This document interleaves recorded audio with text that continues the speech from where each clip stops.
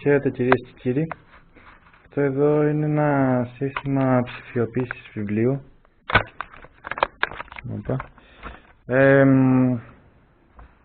Ουσιαστικά είναι ένα σύστημα ψηφιοποίησης βιβλίου το οποίο απευθύνεται σε χρήστες οι οποίοι διαθέτουν κινητό. Λοιπόν, αυτό εδώ είναι μια βάση από selfie stick. Τούτο εδώ είναι ένα εξάρτημα το οποίο πηγαίνει πάνω κάτω, μπορεί να βρεθεί από είναι ο κένσορας από το DVD. Μπορείτε να το βρείτε σε παλιά PC parts. Το πάρετε πάνω από €1 όποιος επιχειρήσει να φτιάξει κάτι τέτοιο, 1-2. Να πάρει αυτά που ήταν για πέταμα, ξέρω εγώ. Λοιπόν, και έχει τοποθετηθεί αυτό εδώ, ο κένσορας, πάνω σε ένα σωλήνα με διάμετρο 10 εκατοστών.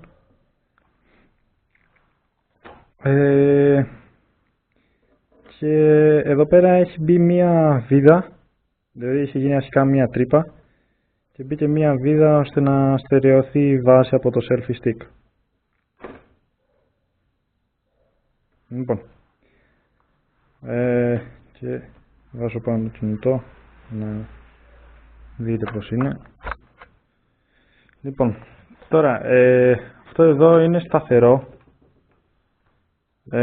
Γιατί έχω πάρει έναν τάκο. Αυτό εδώ μπορεί να γίνει αν βάλουμε περίπου 3 ανίδες, να έχει πάχος 3 εκατοστά, να διδοθεί και να γίνει μία τρύπα με 22 διάμετρο. Αυτό μπορεί να γίνει με ένα τέτοιο εργαλείο. Και αυτές εδώ οι τρύπες που βλέπετε έχουν γίνει με ένα τέτοιο εργαλείο, γιατί πειραματιζόμουν. Αλλά από τη στιγμή που δούλεψε λέω εντάξει, αυτό έτσι ξέρω εγώ. Αυτά εδώ πρόκειται, είναι από ένα σκουπόξυλο ή μπορεί και 2-3, δεν θυμάμαι. Έχουν πάχος 22 εκατοστά, επομένως εγώ πρέπει να κάνω τρύπες 22 χιλιοστών. Αρχικά είχα κάνει μία, αλλά επειδή έπαιζε έκανε και μία δεύτερη και τώρα δεν πολύ παίζει, άρα κομπλέ. Ο τάκος αυτός εδώ πάνω στον οποίο στερεοποιείται ο σωλήνας, έχουμε βάλει εδώ πέρα μια δαγκάνα, όπως λέγεται αυτό το εργαλείο, για να μην κουνιέται. Αυτά μπορείτε να τα βρείτε στην τοπική αγορά. Τι έγινε καλά, είτε σε ένα χρωματοπωλείο.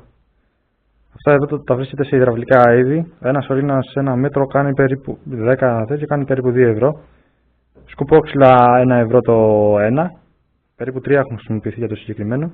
Αυτό εδώ έχει κανένα τριάρι. Τούτο εδώ μπορείτε να βρείτε από έπιπλα παλιά, ξέρω εγώ. Το plexiglass είναι πιο ακριβό. Το βρήκα κάπου μεταξουργείο 13 ευρώ. Οι διαστάσεις του είναι αυτές. Είναι 26 επί 38. Το λόγος είναι γιατί θα ήθελα να χωράει στη τσάντα. Απλά έχει πάχος ένα... Πόσο έχει? Ναι, 1 εκατοστό έχει και γι' αυτό έβγαινε 13 ευρώ. Είναι το πιο ακριβό εξάρτημα από τα άλλα και υπάρχει προκειμένου να ισχύει τη σελίδα του βιβλίου. Και το πιο δυσέβρετο είναι αυτός εδώ ο κένσορας, αλλά μπορεί, ας πούμε, ξέρω εγώ, ανά τόσες σελίδες να γίνεται απλά ένα έτσι, ξέρω εγώ, και να κατεβαίνει ελαφρά. Αυτό γιατί υπάρχει τώρα και δεν μπορούμε απλά να έχουμε σταθερό το βιβλίο? Γιατί η πρώτη σελίδα σε αυτό το βιβλίο, ας πούμε, είναι εδώ πέρα και η τελευταία είναι κάπου εδώ κάτω. Άρα είναι σαν να μεγαλώνει η απόσταση και αυτό διορθώνεται σε επίπεδο κλίμακας και προγραμματιστικά. Απλά καλό είναι ανά 50 σελίδες θα πλησιάζει όλο και πιο κάτω, ξέρω εγώ, προκειμένου μετά με την όποια επεξεργασία, επειδή θα γίνει ασπρόμαυρο, να μην φαίνεται η όποια θολούρα. Τώρα αυτό εδώ το εργαλείο λέγεται VR, κάτι VR joystick, το πήρα τα τζάμπο 3 ευρώ και συνδέεται και με κινητά. Αυτή η συσκευή είναι σχετικά παλιά, είναι 5 MP, αλλά με μια επεξεργασία και τα συναφή μπορεί να φτάσει να ανταγωνίσετε τις κάμερες που έχω στο μεγάλο του σκάνερ. Και πώς δουλεύει τώρα? Λοιπόν, εντάξει, τώρα εδώ πέρα έχουμε από πάνω το φως και γι' αυτό φαίνεται κάτω.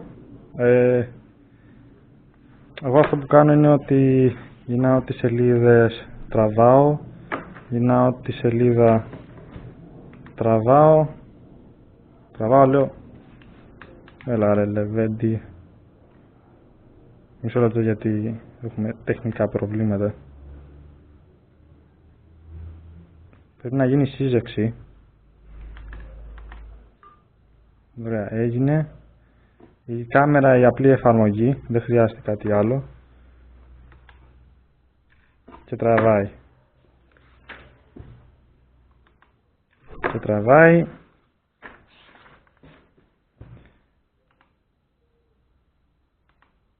Και τραβάει. Και τώρα υπάρχει ένα ζήτημα κάποιο με το φωτισμό. Δηλαδή δεν πρέπει να είναι κάπως έτσι, αλλά καλό είναι να πρέπει να υπάρχει ισοκατανομή του φωτός. Δηλαδή μπορεί μια λάμπα να μην επαρκεί.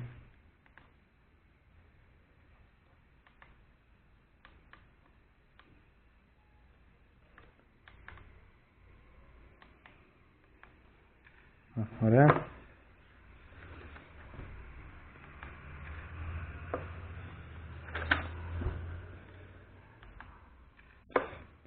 Και αυτός εδώ είναι ο τρόπος. Μπορεί να χρειάζεται άλλη μία λάμπα, μπορεί να χρειάζεται άλλο μέγεθος. Η αλήθεια είναι ότι πιο πολύ για να δείχνω την αρχή λειτουργίας, αλλά γίνεται και με αυτό εδώ το πράγμα να ψηφιοποιηθεί ένα βιβλίο. Και τώρα κάτι κρούμπες, κάτι τέτοια μπορούν να λυθούν προγραμματιστικά. Στο πώς γυρνάει το βιβλίο. Τέλος πάντων, αυτός εδώ ο τρόπος είναι ο πιο οικονομικός προκειμένου να ψηφιοποιηθούν τα βιβλία. Τώρα πώς έφτιαξα αυτό με το plexiglass.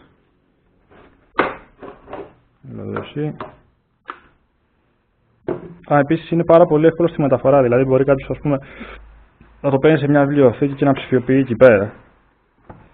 Λοιπόν, εδώ πέρα, αυτό εδώ είναι 45 μοίρες. Έχω πάρει ένα ξύλο, εντάξει το έχω βάψει σε μαύρο. Μία τρύπα εδώ πέρα για να γατζωθεί και μία από την άλλη για να μην παίζει. Και εδώ πέρα αυτές εδώ οι βίδες βγαίνουν. Είναι κάπως έτσι. Δηλαδή έχω κάνει μία τρύπα και το έχω βάλει μαζί μέσα με ξυλόκολλα. Σαν είδα πλήν, δεν είναι κάτι. Και εδώ πέρα πάλι το ίδιο. Δηλαδή έχω κάνει μία τρύπα και το έχω χτυπήσει μέσα μαζί με... Μπορεί να μην έχω βάλει καν ξυλόκολλα. Δεν ξέρω τι φαίνεται. Εν πάση περίπτωση αυτό όλο το μαραφέτη μπορεί να κοστίσει κάπου στα 13 ευρώ, ξέρω εγώ, κάνα 20 χωρίς το πορτατίφ και τη λάμπα. Και μετά με ένα e-book, το οποίο θα χρειαστεί να το χοκάρετε και αυτό κάπου στα 70 ευρώ. Αλλά εντάξει, υπάρχουν έτοιμα kit, δηλαδή drag and drop κάνεις, απλά θέλει λίγο ψάξιμο. Μπορεί κάποιος και μαζί με ένα κινητό, ξέρω εγώ, αξίας 50 ευρώ, 5 MP, μπορεί κάποιος να μην χρειαστεί να ξαναγοράσει βιβλίο. Αλλά ναι, θέλει αρκετό κόπο, αρκετή προσπάθεια και να περάσει κάποιος από τα κανονικά βιβλία στα ψηφιακά όσον αφορά την ανάγνωσή τους. Πράγμα που δεν είναι και εύκολο. Πάντως σε επίπεδο προσβασιμότητας, τούτο εδώ πέρα το εργαλείο είναι το πιο οικονομικό, το πιο απλό νομίζω στη σύλληψή του και υπάρχει αυτός εδώ ο κένσορας, ο οποίος είναι πιο δυσέβρετος. Θα μπορούσε να γίνει το εξής. Έμπαινε ρε.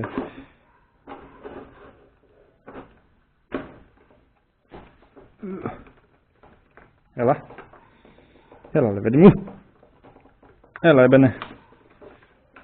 Μισό λεπτό γιατί υπάρχουν τεχνικές δυσκολίες. συμβαίνουν αυτά.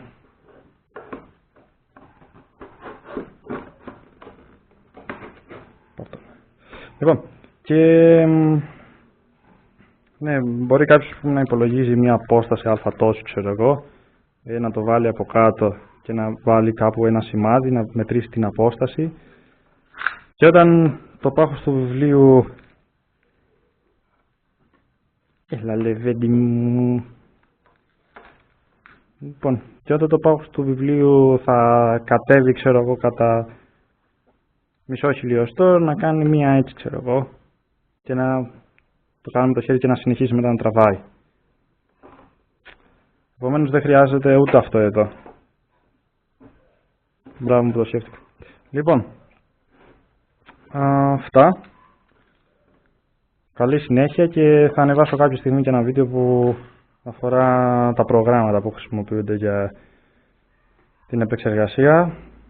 Αυτό μπορεί να σκανάρει, νομίζω, δεν ξέρω, πάνω από 600 σελίδες την ώρα.